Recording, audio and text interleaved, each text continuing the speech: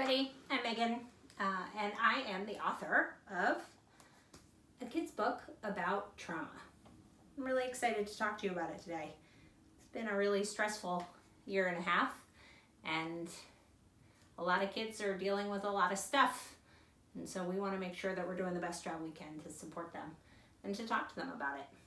So that's what we're going to do today. I'm going to share a little bit in the book here. All right, so this book is for Jack, who's my little guy. All right, introduction. Trauma is a big, scary word, and it's normal to be a little overwhelmed when we think about how to help somebody who's experienced trauma. Maybe we think we can't help at all because we aren't trained therapists or psychologists. But healing from trauma is about small interactions as much as, if not even more than, big interventions.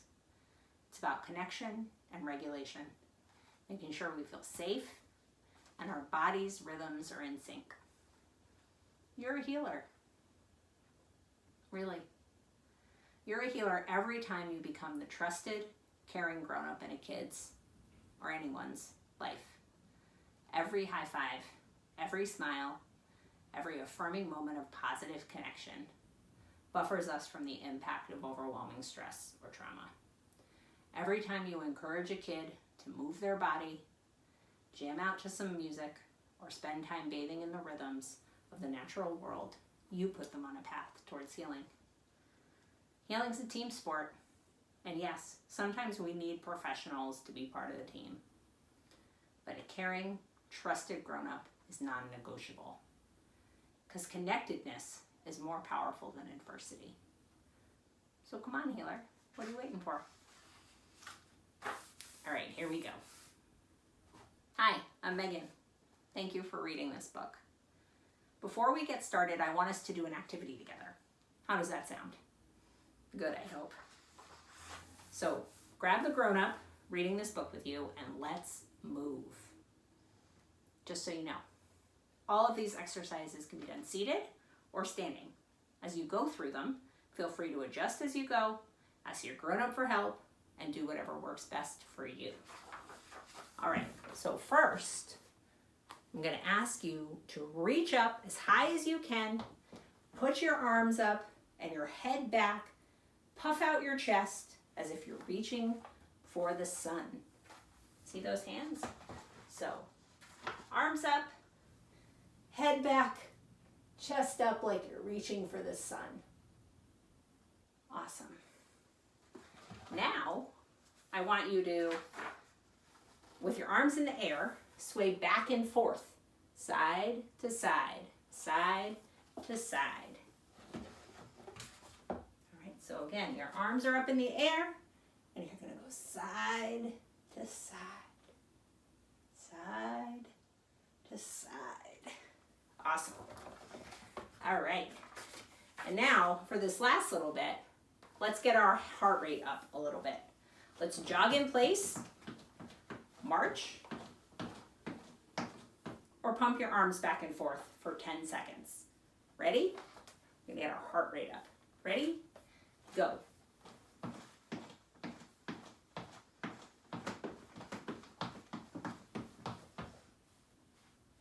All right, great job.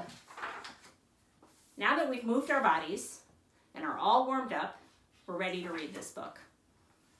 You may be asking, Megan, why did I have to move my body before I'm reading this book?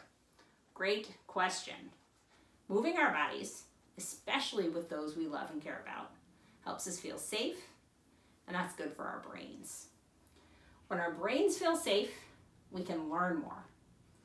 So now that we're all warmed up, we're ready to get into this book. Here we go. Trauma is a word you may have heard before. We often hear it when we talk about going off to war, natural disasters, a school shooting, or abuse. But did you know that trauma can also be when a family might not have enough food to eat, being really, really sick, when your parents get divorced, or feeling different from everybody else and like you don't belong. Because trauma isn't only these big, scary moments. Trauma is our body's reaction to overwhelmingly stressful experiences. And those can look like a lot of different things. Interesting, right? Let me explain a little bit more. Our brains are in charge of how we respond to stress. And stress is how your mind and body react to difficult things that happen in your life. I want you to think about the first day of school. It can be kind of stressful, huh? On the first day of school, our brain goes into emergency mode and works extra hard to look out for us. It makes sure we figure out which are the people we can trust and where we can go to feel safe. And then after a while, when we've made new friends and we know what to do, we don't have to be in emergency mode anymore. But now imagine if every day was like the first day of school. Constantly feeling that stress over and over and over again. Always worried about who would be your friend, or who your teachers were, or where your classroom was. If you had that kind of stress every day, you'd be exhausted. Probably wouldn't be your best, and you might start to overreact to small things. And that could look like suddenly not wanting to talk to your friends anymore. Getting into a fight with a friend who took your pencil without asking. Not being able to focus or pay attention in class. And that's how overwhelming experiences can change our brain. Okay, before we keep going, I want you to try something real quick. Find a piece of paper and write down your name. Find a piece of paper and write down your name. Now, write your name again with your opposite hand. Fun fact, your opposite hand is known as your non-dominant hand. It's not easy, is it? It was probably uncomfortable and kind of slow, and you had to think about it a lot, right? Unless you're ambidextrous, which is pretty cool. Fun fact. But the more you practice writing with your non-dominant hand or your opposite hand, the better you'll get at it. When you do this, your body is learning and changing. Your brain can do that too, because the brain is like a muscle. So just like you work out your muscles to build strength or get better at writing with your opposite hand, you can work out your brain to get better at managing stress and heal from the effects of trauma. One way to do this is with physical exercise. Remember when I told you that moving our bodies helps calm down our brains and helps us learn? Well, it also makes sure that we don't overreact to stress. Why? Well, I'm going to try and explain that now. I want you to close your eyes, put your hand over your chest. Count the beats of your heart and feel the rhythm of your pulse. That rhythm is naturally comforting to us, and it makes us feel safe. You feel safe whenever you do things that are like a heartbeat, things that are patterned, repetitive, and rhythmic. And this is important because when our brains are safe and calm, we can start to heal. And guess what? You do things that are patterned, repetitive, and rhythmic all the time. Walking, jogging, running, juggling, riding a bike, swimming, rowing, drumming, jumping rope, kicking a ball against a wall, dribbling a basketball, playing catch, dancing, so many more. All of those activities can help reset our brains and get us out of emergency mode. And we can also help our brains by connecting with people, like friends, family, coaches, teachers, or any adult that you trust. Good experiences with people you love and care about are more powerful than bad experiences. Sometimes we need an expert to help us figure out how to get better, and that's okay too.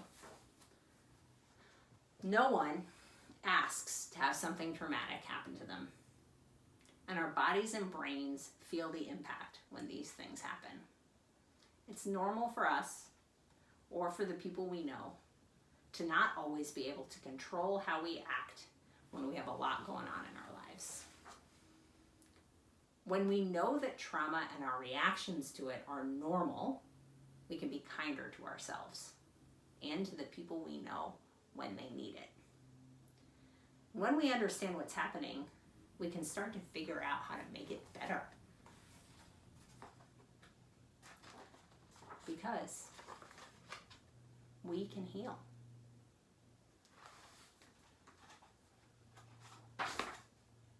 Feel like a healer yet? Or at least feel like you can be part of the team that helps a kid heal? I hope so. For me, once I saw the world through the lens of trauma, I could never unsee it. It made me ask new questions and try new strategies for supporting kids, ones that were full of connection and movement. It also made me ask new questions and try new strategies for supporting myself. Take it from me, grown-ups. That's maybe the most important lesson here. You can't give what you don't have. You can't be kinder and more understanding to somebody impacted by trauma until you're kinder and more understanding to yourself. You can't provide relational health to a kid who needs it until you yourself are relationally healthy. So move your body and connect with your people so you can help a kid do the same. Thanks so much for reading a kid's book about trauma with me. I think it's so powerful when a kid understands how adversity impacts their brains and bodies, and they know that it's not their fault and that they can always, always change their brain and get better. Thanks.